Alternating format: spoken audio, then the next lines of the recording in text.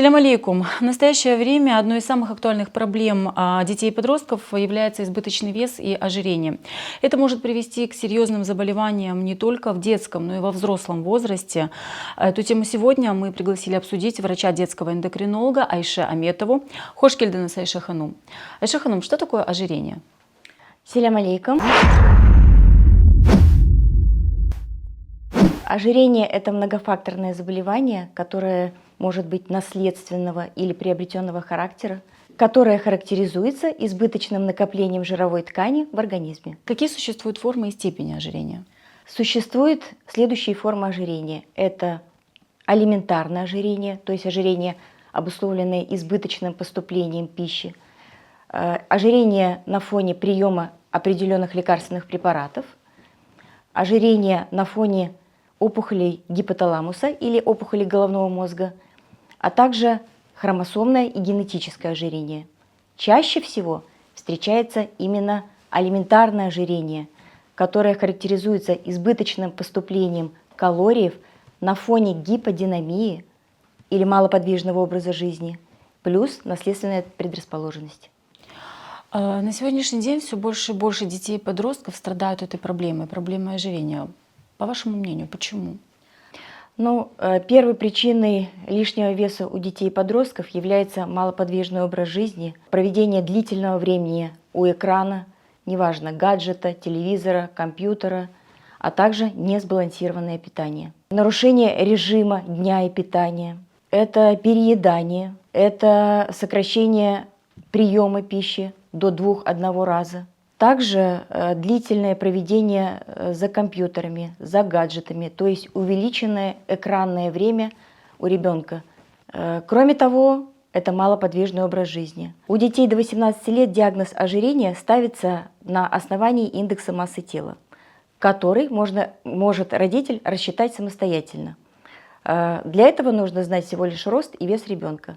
Набрать в поиск расчет индекса массы тела, где по определенным таблицам можно узнать степень избытка массы тела. То есть обычно, если это 2 и выше сигмальных отклонения, это считается уже как ожирение. Если же это сделать родителю трудно, то достаточно просто явиться на прием к врачу, и врач все посчитает вместо вас.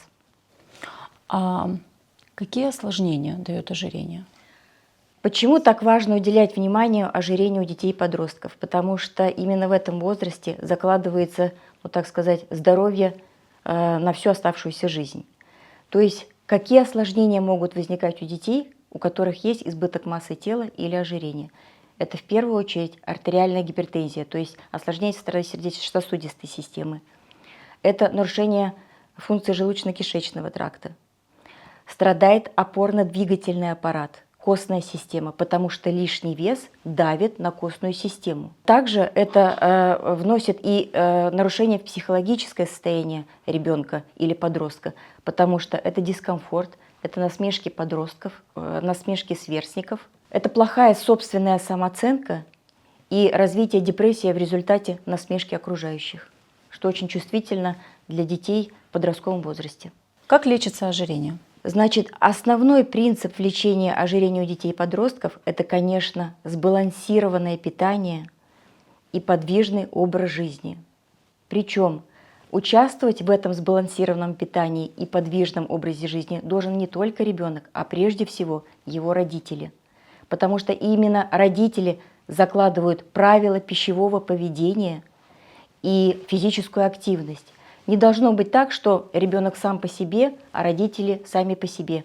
Не должно быть так, что родители покупают себе одну еду, а ребенку запрещают это принимать, потому что купили себе конфеты, а ребенку не дают, потому что у него есть лишний вес. Не должно этого быть. То есть если у ребенка есть проблема лишнего веса, включаться в этот процесс должна вся семья. То есть вся семья должна соблюдать и режим активных физических нагрузок, и сбалансированное питание, и самое главное, его своевременное получение. О лечении мы сказали. Но как не допустить эту проблему? Профилактика, меры профилактики. Также хотела сказать по поводу лечения. Медикаментозное лечение у детей К сожалению, очень ограничено. В настоящее время существует только 2 препарата, которые разрешены у детей с 12 лет. И назначать их рекомендуется только после года наблюдения и не получения эффективности в терапии избытка массы тела. То есть, исходя из этого, уже мы переходим к профилактике, что очень важно в таком случае. Что касается вопросов профилактики избытка массы тела и ожирения у детей. Это, конечно, должно быть своевременное питание. Хотелось бы сказать еще о причинах ожирения и почему так важно соблюдать норму веса ребенка у детей до года, потому что существует 2 типа также ожирения – гиперпластический и гипертрофический. Почему важно это знать? Потому что гиперпластический тип ожирения – это тогда, когда увеличивается количество жировых клеток в организме. А вот это увеличение количества жировых клеток происходит у ребенка в первые годы жизни. Поэтому от того, как вы кормили ребенка, зависит его будущий вес. И гипертрофический тип ожирения, когда уже на фоне имеющихся жировых клеток происходит их увеличение. Очень важно, чтобы у ребенка было питание сбалансированное, своевременное. То есть оно должно быть разнообразным, полноценным, разносторонним. Но важно соблюдать режим приема пищи. То есть должно быть определенное пищевое поведение. В чем оно заключается? Должен обязательно присутствовать завтрак. Должен быть своевременный обед и должен быть ужин, который может быть по порции самым небольшим и за 4 часа до сна, за 3-4 часа до сна. При этом спать нужно ложиться тоже своевременно, потому что своевременный сон также является профилактикой лишнего веса у детей и подростков. То есть ложиться спать ребенок должен не позже 10 часов. Часто на приеме бывают такие ситуации, когда приходит родитель и не понимает, почему у ребенка лишний вес. Когда мы начинаем выяснять причину, выясняем последний прием пищи, то есть ужин, родитель говорит: нет, он ужинает в 6-7 часов вечера. Тогда непонятно, почему же есть ожирение. Но когда мы спрашиваем немножко дальше и глубже, оказывается, что в 8-9 вечера папа достает колбасу из холодильника, которая распространяется, этот запах распространяется по всему дому. И, конечно, ребенок не может сидеть и терпеть, когда же папа покушает, а ребенок будет в стороне. Поэтому важно, если захотелось кушать в 8-9 вечера, не должно быть перекусов бутербродами, колбасой. Должно быть просто можно выпить стакан воды, можно выпить 1% кефир, галетное печенье или какой-то фрукт. То есть почему важно питаться 3-4 раза в день? Если ребенок захотел перекусить перед основными приемами пищи, на столе могут стоять разноцветные овощи. То есть это может быть перец красный, желтый, зеленый, морковка, какие-то фрукты.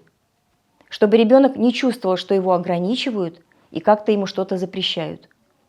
Также важно уделять внимание физической активности ребенка. Что очень важно, обычные физические упражнения должны быть не менее 60 минут в день. Можно их делить на 2 раза по 30 минут, допустим, утром и вечером. Кроме этого, должны быть активные физические упражнения, которые должны быть с периодичностью не менее 3 раз в неделю. Это могут быть танцы, плавание, какая-то аэробика, все то, чем любит заниматься ребенок. У детей до 4 лет такая физическая активность должна занимать до 2 часов. То есть это может быть лежание на животе, ползание, гимнастика, которую может проводить мама. Каждый ребенок, конечно, без исключения любит конфеты, какие-то пирожные, тортики. Можно давать и это, но надо просто давать это таким образом, чтобы это было в первую половину дня, лучше до 12 часов. Потому что ребенок еще двигается, он активен, и все поступающие калории будут растрачиваться. Но ни в коем случае не допускать приема таких высококалорийных продуктов, как, еще раз хотелось бы повторить, хлебобулочные изделия, пирожные, тортики, сладкие газированные напитки перед сном или ближе ко времени уже засыпания, потому что ребенок ложится спать, и энергия не растрачивается, она вся откладывается в подкожный жировой слой. Это очень важно. Хотелось бы сказать еще о своевременном сне. Почему это тоже так важно? Потому что именно во сне, вы не поверите, ребенок худеет. Потому что вырабатывается, именно во сне происходит выработка гормона роста, который направлен на снижение веса. Хочу привести один случай, когда на прием обратилась мама с ребенком с лишним весом, с эмоциональной лобильностью, это был подросток, с депрессией, с неприятием себя, с низкой самооценкой. Когда мы стали выяснять причину данной ситуации, можно было, конечно, назначить кучу обследований, а можно было просто спросить дальше, во сколько вы ложитесь спать. И как оказалось, что родители, мама, это была девочка, ложится спать в 4-5 утра. На что мама мне говорит, а мне так комфортно. Я говорю, послушайте, я так всю жизнь живу, и мне так комфортно. Но то, что комфортно для вас, не значит комфортно для вашего ребенка. Поэтому ребенок должен, это же ребенок, может быть, во взрослом периоде он сам решит, когда ему ложиться спать. Но сейчас все-таки он должен ложиться спать вовремя. Çok sağ olun, Sayşe Hanım. Напоминаю, что вовремя предотвращенная проблема избавит от нежелательных последствий. Будьте здоровы!